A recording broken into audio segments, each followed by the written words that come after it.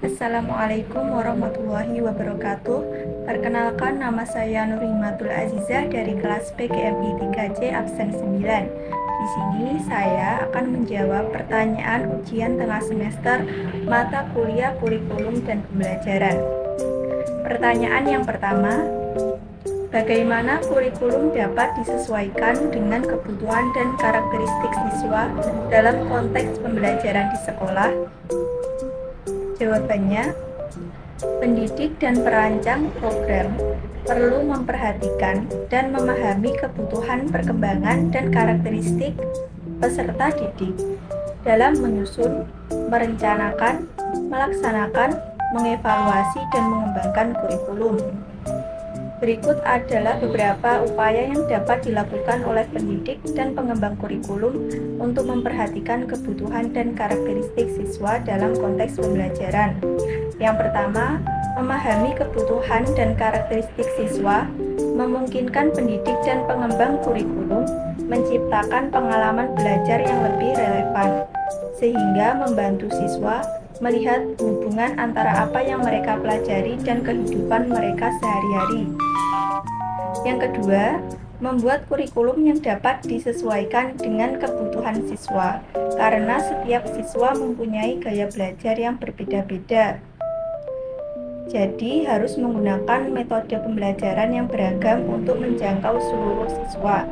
Yang ketiga, memilih materi yang relevan dengan kebutuhan siswa, yaitu dengan menghubungkan materi dengan pengalaman siswa dan menggunakan contoh yang relevan dengan kehidupan siswa. Yang keempat, pendidik dan pengembang kurikulum harus melibatkan siswa dalam proses pembelajaran sehingga siswa dapat bertanggung jawab. Hal ini dapat dilakukan dengan memberikan siswa kesempatan untuk berpartisipasi dalam diskusi, presentasi, dan proyek. Yang kelima, memahami perkembangan siswa membantu penilaian yang lebih akurat. Hal ini membantu guru mengevaluasi hasil belajar siswa secara objektif dan memberikan umpan balik. Yang keenam, memahami kebutuhan dan karakteristik siswa penting untuk mengembangkan kurikulum berkelanjutan. Kurikulum tersebut harus selalu diperbarui dan ditingkatkan sesuai dengan perkembangan masyarakat dan kebutuhan peserta didik. Pertanyaan yang kedua, apa yang dimaksud dengan pembelajaran berbasis proyek dan bagaimana guru dapat mengintegrasikannya dalam kurikulum? Jawabannya, pembelajaran berbasis proyek adalah model pembelajaran yang menggunakan proyek atau kegiatan sebagai sarana pembelajaran untuk memperoleh berbagai kompetensi, termasuk sikap, pengetahuan, dan keterampilan yang dicapai peserta didik. Dalam pembelajaran berbasis proyek, siswa belajar melalui pengalaman langsung dan aktif dalam proses pembelajaran. Ada beberapa cara guru dapat mengintegrasikan pembelajaran berbasis proyek dalam kurikulum. Yang pertama, guru dapat menentukan topik proyek yang sesuai dengan kurikulum dan kehidupan siswa. Yang kedua, menentukan tujuan pembelajaran yang ingin dicapai dengan proyek tersebut.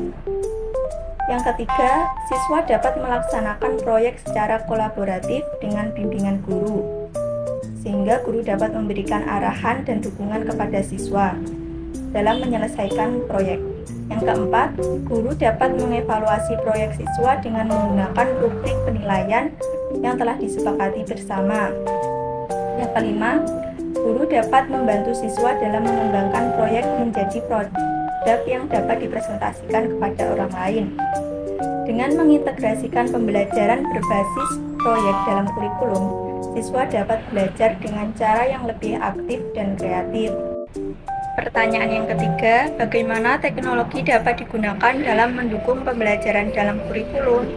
Jawabannya, teknologi dapat digunakan dalam mendukung pembelajaran dalam kurikulum dikarenakan teknologi digunakan di berbagai situasi seperti sistem pendidikan, sehingga dapat membantu efektivitas pembelajaran. Teknologi dapat digunakan dalam mendukung pembelajaran dengan berbagai cara. Yang pertama, teknologi dapat digunakan untuk membuat dan mengakses media pembelajaran yang menarik dan interaktif seperti video, animasi, dan game. Yang kedua, teknologi dapat digunakan untuk mendukung pembelajaran jarak jauh, seperti pembelajaran online dan konferensi video. Yang ketiga, teknologi dapat digunakan untuk mendukung pembelajaran berbasis komputer, seperti pembelajaran melalui simulasi dan pembelajaran berbasis game. Yang keempat, teknologi dapat digunakan untuk mendukung pembelajaran berbasis proyek, seperti penggunaan aplikasi untuk membuat presentasi dan video. Dengan menggunakan teknologi yang mendukung pembelajaran dalam kurikulum, siswa dapat belajar lebih menarik, interaktif, dan efektif. Teknologi juga dapat membantu guru mengelola pembelajaran dan menyesuaikan pembelajaran dengan kebutuhan dan kemampuan siswa. Pertanyaan selanjutnya, yang keempat, mengapa evaluasi kurikulum sangat penting dilakukan dan berikan contoh konkret evaluasi kurikulum? Jawabannya, evaluasi kurikulum adalah proses penilaian dan analisis terhadap kurikulum pendidikan yang melibatkan pengukuran efektivitas, relevansi, dan efisiensi program pendidikan. Evaluasi kurikulum sangat penting dilakukan karena yang pertama, evaluasi kurikulum dapat memberikan informasi mengenai kesesuaian, efektivitas, dan efisiensi kurikulum tersebut terhadap tujuan yang ingin dicapai dan penggunaan sumber daya, yang mana informasi ini sangat penting sebagai bahan pembuat keputusan apakah kurikulum harus dilanjutkan tetapi perlu revisi atau kurikulum tersebut harus diganti dengan kurikulum yang baru. Yang kedua, evaluasi kurikulum juga penting untuk penyesuaian dengan perkembangan ilmu pengetahuan, kemajuan teknologi, dan kebutuhan pasar yang berubah. Pada intinya, evaluasi kurikulum penting gunanya dalam memberikan manakah kelemahan kurikulum sehingga dapat dilakukan proses perbaikan menuju yang lebih baik. Hal ini juga penting untuk menilai manfaat kurikulum dan menentukan apakah kurikulum masih tetap dilaksanakan atau tidak. Contoh konkret evaluasi kurikulum. Pada sebuah jurnal yang berjudul Evaluasi Pelaksanaan Kurikulum 2013 di kelas 5 Sekolah Dasar Negeri Tugu Selatan 3 Jakarta Utara oleh Asin menyimpulkan bahwa evaluasi pelaksanaan kurikulum 2013 di Sekolah Dasar Negeri Tugu Selatan 3 Jakarta menunjukkan sejumlah kendala termasuk alokasi anggaran yang kurang, kesulitan guru yang lebih tua dalam mengoperasikan IT, serta sebagian guru yang masih menggunakan KTSP alih-alih kurikulum 2013 karena mereka belum memahami dengan baik. Oleh karena itu, pemerintah perlu memberikan pelatihan menyeluruh kepada guru untuk meningkatkan kompetensinya dalam menerapkan kurikulum 2013. Selain itu, evaluasi berkala oleh mentor diperlukan untuk mengukur pemahaman guru setelah pelatihan sehingga pelaksanaan kurikulum 2013 dapat berjalan sesuai harapan. Pertanyaan yang kelima, yaitu jelaskan dan berikan contoh konkret guru dalam melakukan penilaian yang dalam pembelajaran yang efektif. Jawabannya, penilaian dalam pembelajaran yang efektif adalah suatu proses yang dilakukan oleh guru untuk mengevaluasi kemajuan siswa dalam mencapai tujuan pembelajaran. Penilaian dalam pembelajaran sangat penting untuk mengetahui sejauh mana tingkat kemampuan siswa dalam mengetahui suatu materi dan untuk merancang proses pembelajaran ke depannya. Contoh konkretnya, pada sebuah penelitian yang berjudul Efektivitas Penilaian Pembelajaran menggunakan Google Form pada pembelajaran daring oleh Rahmah Zakiatul.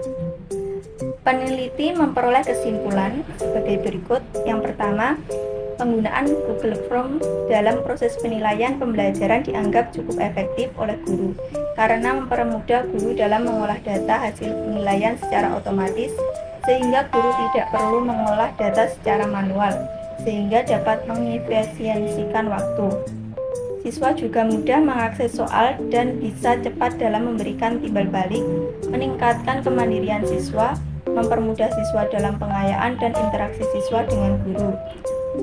Yang kedua, hambatan yang dialami guru dan siswa sebagian besar diakibatkan dari adanya gangguan jaringan atau sinyal dan beberapa gangguan lain seperti fasilitas yang belum memadai. Cara guru dalam melakukan penilaian dalam pembelajaran yang efektif, yaitu guru perlu merencanakan penilaian sejak awal pembelajaran. Ini mencakup pemilihan jenis penilaian seperti formatif, sumatif, atau diagnostik, menentukan kriteria penilaian dan merancang instrumen penilaian yang relevan. Dan guru harus mengumpulkan data hasil penilaian dengan cermat, baik melalui alat teknologi atau secara manual, dan memastikan bahwa data tersebut mencerminkan pencapaian tujuan pembelajaran. Sekian jawaban dari saya. Terima kasih. Wassalamualaikum warahmatullahi wabarakatuh.